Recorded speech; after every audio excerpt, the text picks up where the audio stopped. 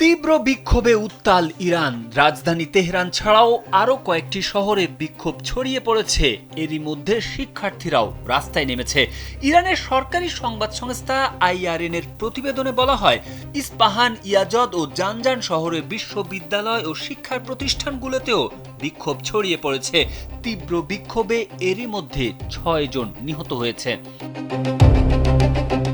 শিক্ষার্থীদের রাস্তায় নামাকে ভয়ের বলছেন বিশ্লেষকরা। যদিও ইরানের সরকার কঠোর নিয়ন্ত্রণ আরোপ করে রেখেছে, তবুও সামাজিক মাধ্যম এবং ডিজিটাল প্ল্যাটফর্ম ব্যবহার করে এই প্রতিবাদগুলো বিভিন্ন রূপে প্রকাশ পাচ্ছে। স্যান্ডেলিনা সো, রূপচর্চায় আভিজাত্য, যা দেশটির তরুণ প্রজন্মের মধ্যে গভীর অসন্তোষের প্রতিফলন। ডলারের বিপরীতে ইরানি রিয়ালের রেকর্ড দরপতন, সঙ্গে উচ্চ মূল্যস্ফীতি ও জীবনযাত্রার ব্যয়ের নিয়ন্ত্রণহীন ঊর্ধ্বগতি দেশটির অর্থনৈতিক সংকট আরও তীব্র করে তুলেছে। প্রতিবাদে গেল রোববার থেকে তেহরানের দোকানিরা রাস্তায় নেমে বিক্ষোভ শুরু করেন। বৃহস্পতিবার পর্যন্ত টানা 5ম দিন ওই বিক্ষোভ চলছে। তেহরান ছাড়াও আরও কয়েকটি শহরে বিক্ষোভ ছড়িয়ে পড়েছে। মঙ্গলবার তেহরানের শিক্ষার্থীরাও রাস্তায় নামেন।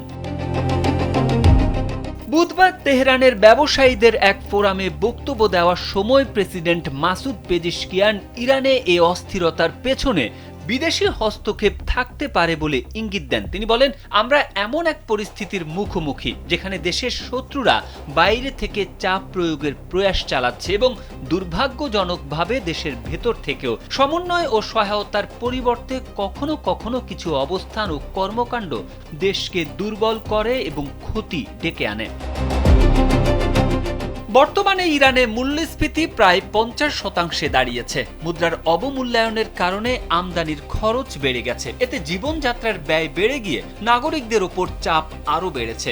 ইরানের অর্থনৈতিক সমস্যা গুরুতর, তবে এটাই একমাত্র চ্যালেঞ্জ নয়। দেশটিতে ভয়াবহ জ্বালানি সংকট চলছে। তেহরান সহ অন্যান্য বড় শহরের জন্য পানি সরবরাহকারী বেশিরভাগ বাঁধও তীব্র পানি সংকটে রয়েছে। তারেক আহমেদ, কালবেলা।